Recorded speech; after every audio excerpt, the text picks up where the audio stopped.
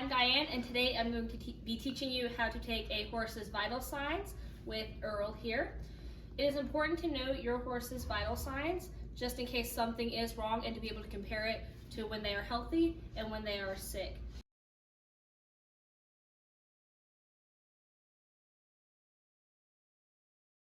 The first vital sign that's really important is your horse's overall appearance. So if you look at Earl right now, his eyes are very open and he is awake and they are alert and bright. His ears, if something is going on behind him or in front of him, he'll be paying attention. His coat overall has a nice shine to it. So you also want to assess their personality as well. So for example, if Earl is normally during feed time at the front of his stall and he's very, very excited to get his lunch or dinner, and then one day he's suddenly in the back of his stall as I'm throwing him his hay, that might be a reason to take his vital signs. So knowing your horse and how they act is very important.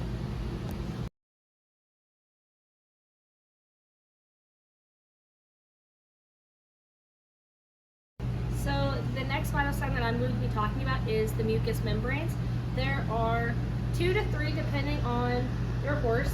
So for all horses will have the mucous membranes on their gums and the conjunctiva of their eye, which is right here, the little corner. And if you have a mare, they will have it around their vulva. So different colors on their gums could indicate different things. Yellow could indicate jaundice.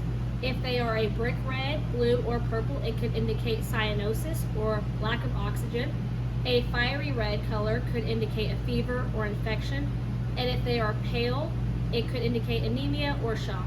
What you are looking for is a pink color as well as being somewhat moist. This will tell you about their blood circulation as well as their hydration levels.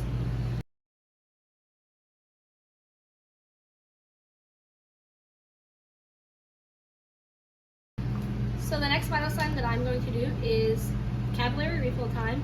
So when I'm doing this, I want to make sure that I'm always to the side of the horse for safety. I never want to be directly in front of them in case they do swing their head and potentially hurt me. So I'm going to grab his upper lip. I'm going to press my thumb and quickly release, and the color should come back to normal, that nice pink color, in 1 to 2 seconds. If it doesn't, it could be because they're sick, they're old, or their blood circulation might not be the greatest.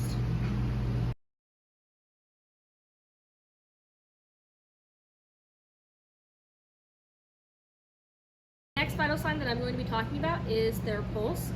So you can find the pulse in multiple locations of the horse. The 2 that I'm going to be talking about is the first one is right below their jaw, which is the maxillary artery. They also have one on the inside of their knee, which is the radial artery. So I'm going to have my timer set for 15 seconds. I'm going to multiply that by 4 to get my minute total. So I'm going to place my fingers right into his jaw, and I'm going to look for what feels like a little wet spaghetti noodle. And once I find it, I'm going to start my timer, and I'm going to count.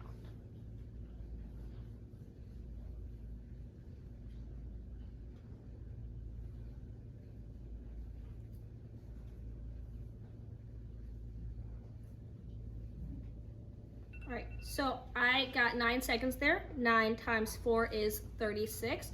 The normal range for a horse's pulse should be between 32 and 44 beats per minute. So Earl here is in the healthy range.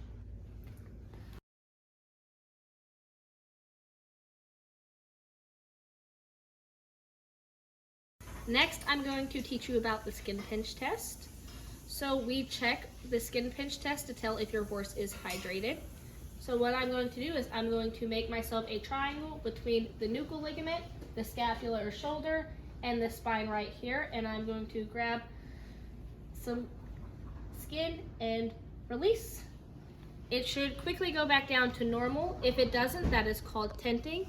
It could be that your horse is dehydrated, or it could be a sign that they are old and their skin has lost elasticity.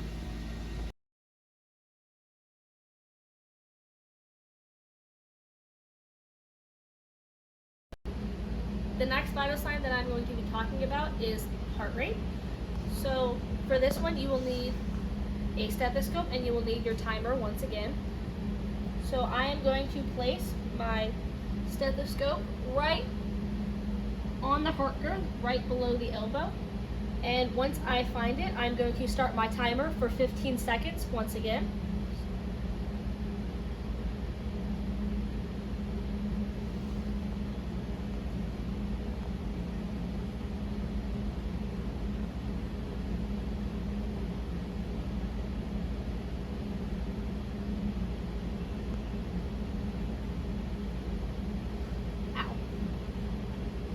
So once again, I got 9 seconds, which is the same as my pulse, and the pulse and the heart rate are reflections of one another, so they should be the same.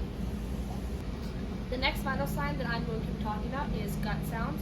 Gut sounds could indicate whether your horse is colicking or not. There are 4 sounds that you could potentially hear. Baborgamus, which is the constant gurgles. You could hear a pinging sound, which could indicate gas colic. You could hear silence, which could indicate twist or impaction, as well as a running sound, which could indicate that they are hypermodal. And so there are 4 different areas to listen to. You could use the stethoscope if you really want, but I personally will be using my ear. And it's both the upper left and the lower left. It is the same on the right side. So what I'm going to do is I'm going to place my ear right here. He's good right there. And I'm going to place my ear a little bit lower. And I hear gurgling. And I'm going to do that on the right side as well.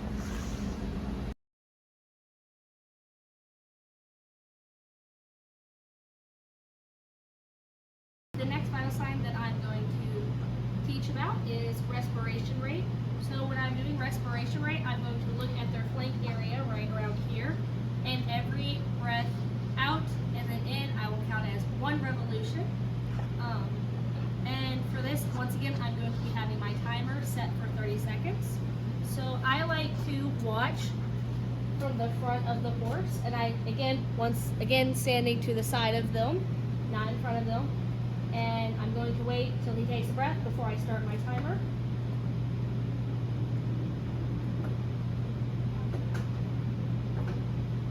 And we're going to start.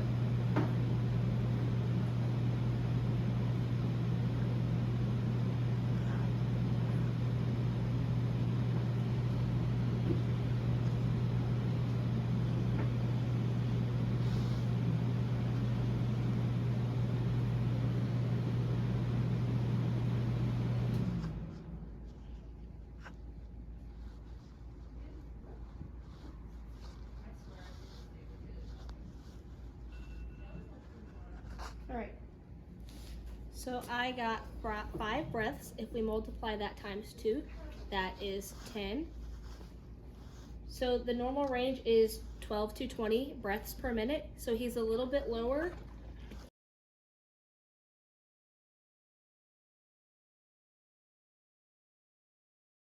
The next vital sign that I'm going to be talking about is temperature.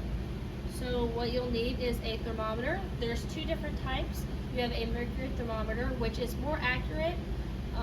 When you use a mercury thermometer, you'll have to shake it below 98 degrees, as well as make sure it has a clip, and you would clip it to the tail. What I'm going to be using is a digital thermometer. It can be 0.6 to 1 degree lower than the actual temperature of the horse. So my first step is to turn it on, as well as to dip my finger in Vaseline. Never dip the actual thermometer in there. So I'm just going to rub the end well with Vaseline. I'm going to coat it nicely. He knows what's happening.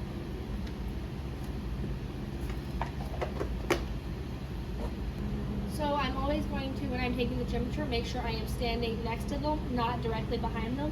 And I'm going to pull his tail away. I'm going to insert the thermometer all the way in and angle it so I'm not getting fresh manure. And I'm going to wait until I hear a beep.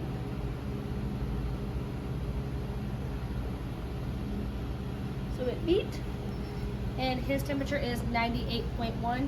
The normal range is 99.5 to 101.5. Again, these are usually about 1 degree off, so his should be about 99.1, which is a little low, but still right around that average range.